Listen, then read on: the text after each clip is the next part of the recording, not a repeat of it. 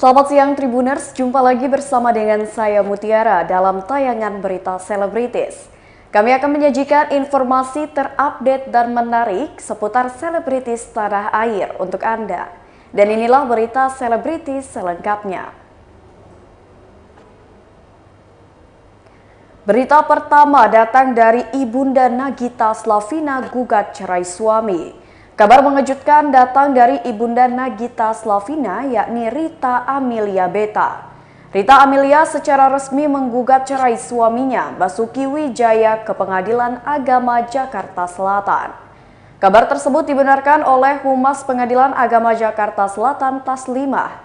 Taslimah melanjutkan gugatan cerai itu didaftarkan Rita Amelia terhadap Basuki Wijaya pada 22 Maret 2022 lalu. Namun gugatan tersebut baru terdaftar di Pengadilan Agama Jakarta Selatan sehari kemudian atau tepatnya pada 23 Maret 2022. Untuk pendaftaran gugatan cerainya, ibu mertua Raffi Ahmad ini mendaftarkan melalui kuasa hukumnya. Mengenai kapan sidang akan digelar, Taslimah pun belum bisa memberitahukan lebih lanjut. Hal itu dikarenakan pihak Pengadilan Agama Jakarta Selatan masih dalam tahap penetapan majelis hakim sebelum menentukan sidang cerai perdana.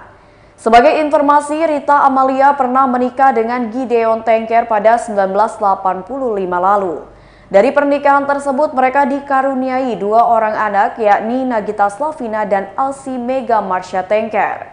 Namun sayang, pernikahan keduanya kandas pada 2013 silam. Kemudian pada 2017, Rita Amelia menikah dan menjalani biduk rumah tangga dengan Basuki Wijaya. Berikut wawancara dengan pihak pengadilan. Yuk, Bu, mungkin untuk terkait gugatan cerai dari Rita Amelia sudah masuk kapan, Bu? Untuk nama tersebut baru dapat kami beritakan bahwa memang ada nama tersebut baru terdaftar, cuman belum proses persidangannya kami belum bisa sampaikan karena masih dalam tahap penanganan penetapan majelis hakimnya. Masuknya kapan ya, Bu? Untuk pendaftarannya? Kalau pendaftarannya sudah ada tertanggal 22 Maret, tetapi yang terdaftarnya tanggal 23 Maret. Penggugatnya siapa, Bu, di sini, Bu? Penggugatnya nama tersebut dan tergugatnya yang sudah saudara ketahui namanya yang itu tadi. Jadi, Bisa dijelaskan mungkin, Bu, nama penggugat yang tercantum dan tergugat tadi. Penggugatnya tertera nama Rita ya. Terus tergugatnya bernama siapa tadi? Basuki Wijaya. Ibu sesuai data. Iya, sesuai datanya.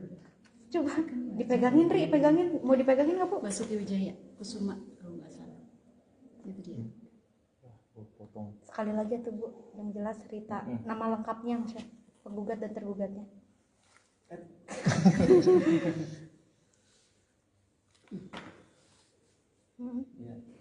Ya.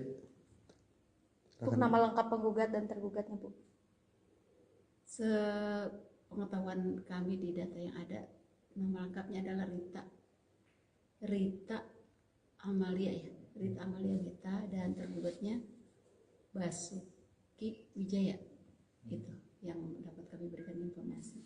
Yang mendaftar ini sendiri atau lewat kuasa, Bu? Lewat kuasa hukum mendaftarkan di Kepanitiaan Pengadilan Agama Jakarta Selatan. Untuk kuasa hukumnya bisa disampaikan, Bu, siapa yang... Untuk sebentar belum bisa kami berikan informasinya karena masih. Berita selanjutnya datang dari Mayang yang dilaporkan oleh pihak skincare Tanskin. Belum lama ini adik mendiang Vanessa Angel yakni Mayang mengirimkan somasi kepada pihak skincare Tanskin. Mayang merasa dirugikan setelah memakai produk dari Tanskin. Lantas saat ini Marketing Director Tanskin, Vigilia Gilgladys Cherilyn, memberikan respon tegas somasi dari Mayang. Tak segan-segan, pihak Tanskin siap membawa permasalahan ini ke jalur hukum. Bahkan untuk bermediasi dengan Mayang, Gilglady menganggap sudah terlambat. Sebelumnya pihak Tanskin sudah pernah memberikan kesempatan kepada Mayang untuk meminta maaf kepada publik. Sementara pihak Tanskin tidak ingin membuat masalah ini berlarut-larut. Sebagai marketing director, Gil Gladys juga tak ingin terlibat permasalahan negatif dengan customer. Dalam waktu dekat ini, pihak Tanskin akan segera melayangkan laporan ke pihak kepolisian. Pihak Tanskin meminta kepada Mayang untuk menjelaskan duduk perkaranya di depan penyidik. Diketahui sebelumnya Mayang mengeluhkan wajahnya mengalami breakout atau jerawat setelah beberapa jam menggunakan produk Tanskin. Merasa dirugikan, Mayang curhat ke media sosial dengan menyinggung produk Tanskin. Lantas, Gil Gladys menjelaskan bagaimana cara kerja skincare. Setiap orang yang pertama kali mengenakan skincare pasti akan mengalami purging atau penyesuaian pada kulitnya. Bagi Gil Gladys, masalah yang dialami Mayang ini tidak masuk akal. Gil Gladys menyebut kemungkinan yang dialami Mayang karena alergi makanan. Berikut wawancara dengan pihak skincare. Ya itu aja atau ada yang lain? So far masih itu aja sih, Mas. Jadi sebagai terlapor hanya Mayang saja ya? Betul. Tidak ada yang lain? Betul, terlapornya saudari Mayang. Ci, setelah ada masalah ini mungkin yang dirugikan apa sih? Tadi kan ada imaterial dan material. Mungkin material sendiri deh. Tengah Ci, Lebih ke imaterial ya, karena kan kita jadi kehilangan potensial customer. Jadi banyak tuh DM yang masuk ke IG saya pribadi, ke Instagramnya Tanskin, ke marketplace, bertanya-tanya benarkah ini produknya bikin breakout. Terus sales kita juga turun. Terus juga IG-nya Tanskin sempat kena shadow ban, jadi kita tidak bisa melakukan promosi lewat Instagram selama beberapa hari. Tadi Ci, gara-gara kelakuan Mayang, kabarnya kerugian mencapai ratusan juta Ci. Ada sampai ratusan juta. Tapi yang paling banyak sih DM masuk DM hujatan ya kepada Tanskin dan kepada saya langsung. Tapi yang diklaim sama Mayang sendiri itu benar nggak? Jadi seperti yang sudah saya jelaskan kan, sebenarnya kalau pakai skincare itu ada yang namanya purging, ada yang namanya breakout. Itu sudah kita share juga di Instagramnya Tanskin. Kalau misalnya purging itu kulit butuh adaptasi sama skincare-nya, tapi nggak mungkin dalam waktu hitungan jam. Kecuali alergi makanan itu mungkin dalam waktu hitungan jam. Gitu. Jadi nggak benar ya maksudnya reviewnya Mayang itu sendiri? Kalau menurut saya sih reviewnya nggak make sense sih. Tapi akan mengarah ke undang-undang ITE nggak sih? Dari Ya aku pihak belum Tanskin? bisa, itu nanti kuasa hukum aku lah yang lebih ngerti ya mengenai undang-undangnya. Si kemarin Mayang sempat bilang kan itu hanya review konsumen, jadi pendapatnya sebagai konsumen aja. Itu gimana tanggapannya? Nanti deh masalah itu, karena kan aku nggak begitu masalah hukum kan aku nggak begitu ngerti. Nanti biar kuasa hukum kita deh menjelaskan bedanya review konsumen sama memang Berita selanjutnya datang dari Kapten Vincent Raditya diperiksa polisi atas kasus Indra Kents.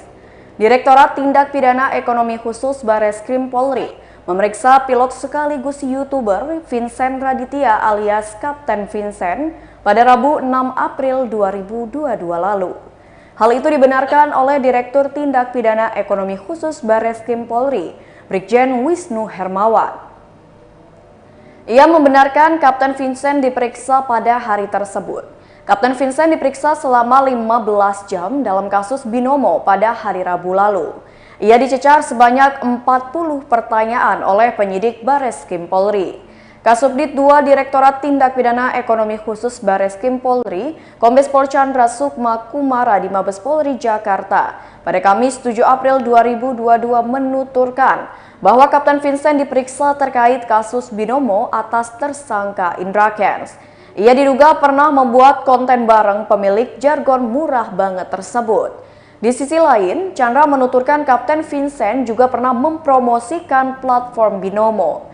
Namun, penyidik belum menemukan aliran dana dari Indra Kents kepada Kapten Vincent. Berikut keterangan pihak kepolisian. Bareskrim Polri bersangkutan nggak dengar. Kemarin dilakukan pemeriksaan terhadap yang bersangkutan.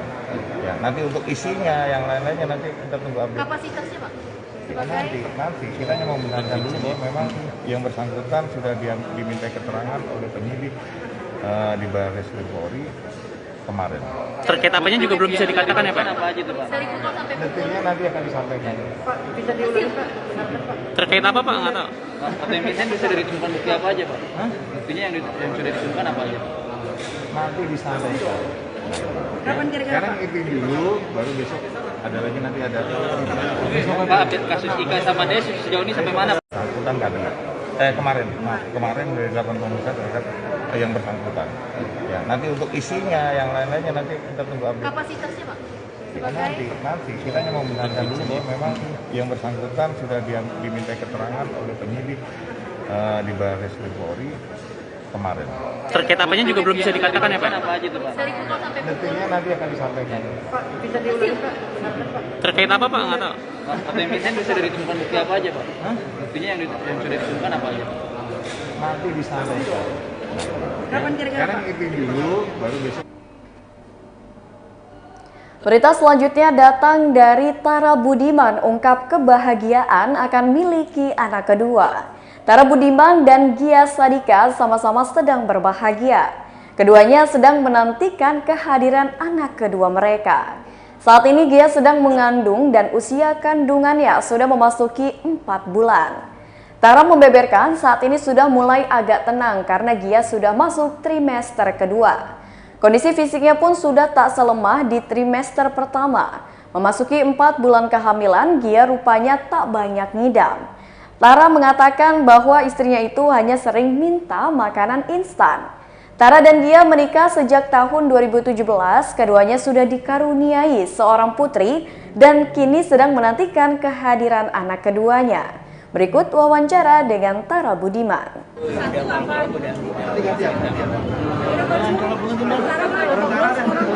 Udah masuk gue. Boleh.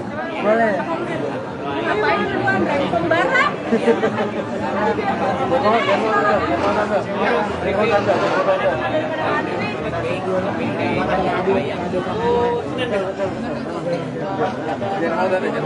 Cewek-cewek itu pada mana tuh? Pada hilang? Ya, nggak ada sih. Justru kalau Ramadan nggak kerja sih diomelin sama istri. Lu nggak kerja bentar lagi mau THR. Ya aduh. Mas Tara ada perbedaan nggak sih mungkin dari bagian hamil pertama hingga sekarang mungkin atau mungkin sekarang lebih manja atau gimana? Yang kedua lebih manja lagi daripada yang pertama. Jadi sebenarnya ketika gue syuting dia tuh kayak rada-rada nggak rela untuk lepasin dia. Sekarang nih abis ini nih saya harus buka bareng sama keluarga juga karena kan lagi hari-hari libur. Ya hal-hal kayak gitu sih. Manjanya lebih. Iya sini mami. Sini mami. Mami nih. Ayo. Ini adik kakak. Iya, happy sekali. Happy sekali. Ya Allah, kodenya mantap banget ya. Iya. Kamu jubir aku kan? Iya bener dong, saya jubir yang lain. Dia adik, jadi adik harus bantuin kakak. Iya. Ya, silakan ada yang mau ditanyakan sama Mbak Ulan. Iya, berita layar. Seperti apa yang kedua ini? Ya, seneng sih akhirnya proses syuting selesai karena waktu itu syutingnya lumayan rumit dan lama ya. Banyak kendala karena pandemi kan, banyak ada diberhentikan. Berita selanjutnya datang dari Marcel Widianto jadi saksi atas kasus video syur Dea OnlyFans. Marcel Widianto telah menjalani pemeriksaan selama 4 jam terkait kasus Dea OnlyFans. Usai pemeriksaan, saat ini Marcel Widianto masih berstatus menjadi saksi. Hal tersebut dikatakan langsung oleh Kabid Humas Polda Metro Jaya, Kombes Pol E. Zulpan. Dalam hasil pemeriksaan, Marcel mengakui membeli konten syur Dea sekitar 1,4 juta rupiah untuk kepentingan pribadi dan tidak dipublikasikan kepada orang lain. Sehingga status dari komika asal Tanjung Priok itu masih sebagai saksi. Hingga saat ini, polisi masih melakukan penyelidikan atas kasus Dea OnlyFans. Polisi juga akan memanggil kembali Marcel apabila dibutuhkan untuk melengkapi berkas perkara. Berikut wawancara dengan Marcel.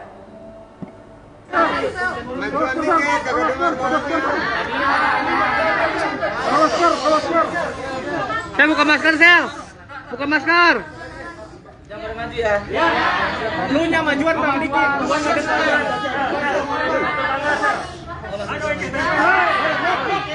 Op. Sampai turunin. Harus dulu.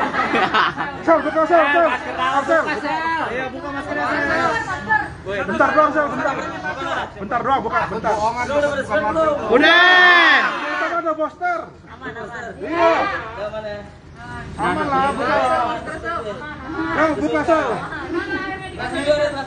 Oh banyak. Banyak. Ah benar dia. Oke. Lihat ini sel. Assalamualaikum warahmatullahi wabarakatuh. Waalaikumsalam. Ya, udah. Aman?